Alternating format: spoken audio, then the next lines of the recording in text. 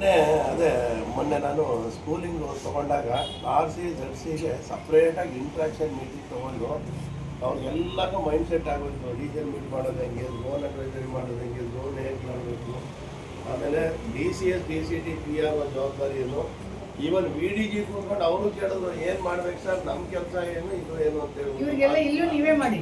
ಅದಕ್ಕೆ ಅದು it should not be like a schooling, ಕೂತ್ಕೊಂಡು ಇಂಟ್ರಾಕ್ಷನ್ ಮೀಟಿಂಗ್ ಥರ ಮಾಡಬೇಕು. ಎಲ್ಲ ಅವ್ರು ಕೇಳಬೇಕು, ನಾವು ಹೇಳಬೇಕು, ಆ ಥರ ಎಲ್ಲರಿಗೂ ಕೂಡ. ಯಾಕಂದರೆ ಈವನ್ನು ಡಿ ಜಿ ಕೂಡ ಏನಿಲ್ಲ, ಯಾರು ಆಸ್ಪತ್ರೆ ಅಲ್ಲ, ನಾನು ಏನಿಲ್ಲ, ನಾನು ಇನ್ನೊಬ್ಬರು ಕಲ್ತ್ಕೊಳ್ಳೋದೇನು, ನಮಗೆ ತಿಳಿದಿದ್ದನ್ನು ಇಂಪ್ರೂವ್ಮೆಂಟ್ ಮಾಡೋಕ್ಕೆ ಅವಕಾಶ ಆದಾಗ ನಿಮಗೂ ಎಲ್ಲ ಕೂಡ ಕ್ಲಾರಿಫೈ ಆಗುತ್ತೆ, ಎಲ್ಲ ಆಗುತ್ತೆ. ಒಂದು ದಿನ ಸ್ಕೂಲಿಂಗಲ್ಲಿ ಸ್ಕೂಲಿಂಗು ಏನು ಸರ್ ಡಿ ಜಿ ಅವರ ಪಿ ಎಚ್ ಡಿ ಮಾಮೂಲಿ ನಡೀತಾ ಇರ್ತದೆ, ಮಧ್ಯ ಇವರೆಲ್ಲ ಕರ್ಕೊಂಡೋಗಿ ಮೇಲೆ ಒಂದೊಂದು ಗಂಟೆ ಮಾಡಿದ್ರೆ ಎಲ್ಲರೂ ಕ್ಲಾರಿಫೈ ಆಗಿಬಿಡುತ್ತೆ. ಎಲ್ಲ ಒಂಥರ ಮೈಂಡ್ ಸೆಟ್ ಕ್ಲಿಯರ್ ಆಗಿಬಿಡುತ್ತೆ. ಇನ್ನೇನು ಯೋಚನೆ ಮಾಡೋಂಥದ್ದು ಏನಿಲ್ಲ.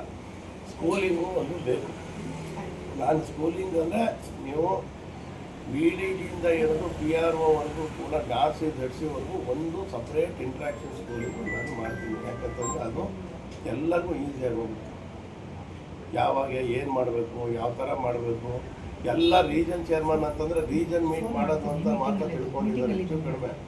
ಆದರೆ ರೀಜನ್ ಮೀಟಿಂಗ್ ತುಂಬ ಕೆಲಸ ಇರ್ತದೆ. ರೀಜನ್ ಚೇರ್ಮನ್ಗಳಿಗೆ, ಝೋನ್ ಚೇರ್ಮನ್ಗಳು ತಿಳ್ಕೊಂಡು ಅವ್ರ ಪವರ್ಸ್ ಏನಂತ ಅವ್ರಿಗೆ ಗೊತ್ತಿರಲ್ಲ, ಅದೆಲ್ಲ ಹೇಳಬೇಕು. ಆಮೇಲೆ ವಿ ಡಿ ಜಿಗಳು ಡಿಸ್ಟ್ರಿಕ್ಟ್ಗೆ ಯಾವ ರೀತಿ ಕೋಆಪ್ರೇಷನ್ ಕೊಡಬೇಕು, ಅವ್ರ ಮನಸ್ಸಲ್ಲಿ ಏನು ಡೌಟ್ ಇರುತ್ತೆ, ಎಲ್ಲರ ಮನಸ್ಸಲ್ಲೂ ಏನಿರುತ್ತೆ ಅಂತ ವಿ ಡಿ ಜಿ ಇತ್ತು. ಅದು ಕಾಮನ್ನು, ಯಾರು ನಿರಾಕರಿಸೋದು ಕೂಡ ಅದೇನು ಮೇಲ್ನೋಟ ಕಟ್ಟಿರೋದು ಒಳಗಿದ್ದೇ ಇರ್ತದೆ.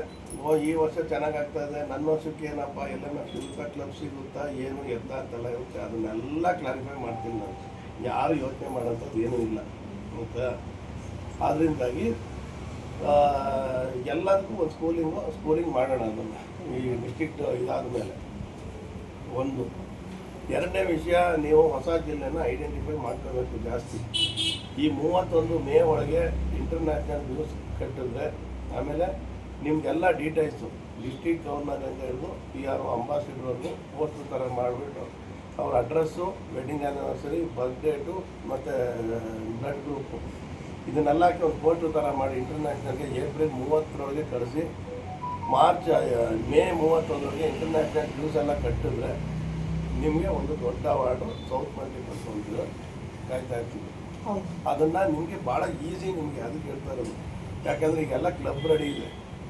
ಬೇರೆ ಡಿಸ್ಟ್ರಿಕ್ಟ್ಗಳಂದರೆ ಹೋದ ವರ್ಷ ಏನು ಕಟ್ಟಿದೆ ಅಷ್ಟು ಕಟ್ಟಬೇಕು, ಎಷ್ಟು ಕ್ಲಬ್ ಮುಂಚೆ ಹೋಗುತ್ತೋ ಅವೆಲ್ಲ ಬರೋಲ್ಲ, ಎಷ್ಟು ಬೇಗ ಅಷ್ಟು ಕಟ್ಟಬೇಕು. ನಿಮ್ದು ಹಂಗಲ್ಲ, ಈಗ ಹೊಸ್ದಾಗಿ ಕಟ್ತಿರೋದ್ರಿಂದ ಎಷ್ಟು ಕ್ಲಬ್ ಕೊಟ್ಟರು ಅದು ಫುಲ್ ಅಂತ ಲೆಕ್ಕ. ಅದರಿಂದ ನಿಮಗೆ ಅವಾರ್ಡ್ ಕೇಳೋದು ಭಾಳ ಈಸಿ. ಅದರಿಂದ ಅದನ್ನು ಆದಷ್ಟು ಕೂಡ ಆ ಒಂದು ಅವಾರ್ಡ್ಗೆ ಟ್ರೈ ಮಾಡಿ.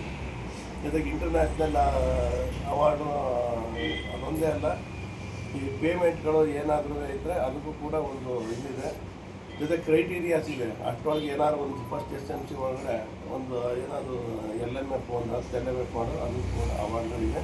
ಅವಾರ್ಡ್ಗಳನ್ನ ಹೆಚ್ಚೆಚ್ಚು ತೊಗೊಳ್ತಾ ಹೋಗಿ. ಯಾಕಂತಂದರೆ ಅವಾರ್ಡ್ ಬರೋದು ಬರೀ ಡಿಸ್ಟ್ರಿಕ್ಟ್ ಗವರ್ನರ್ ಯೋಗಿ ಅಂತಲ್ಲ, ಅದು ಡಿಸ್ಟ್ರಿಕ್ಟ್ ಕಾನ್ಫಿಡೆನ್ಸ್ನ ಜಾಸ್ತಿ ಮಾಡುತ್ತೆ. ಕಾನ್ಫಿಡೆನ್ಸ್ ಜಾಸ್ತಿ ಮಾಡುವ ಇನ್ನೊಂದಷ್ಟು ಹುಡುಗಿಸುತ್ತೆ, ಮುಂದಕ್ಕೆ ಹೋಗಬೇಕು ಅಂತ ಹೇಳಿ.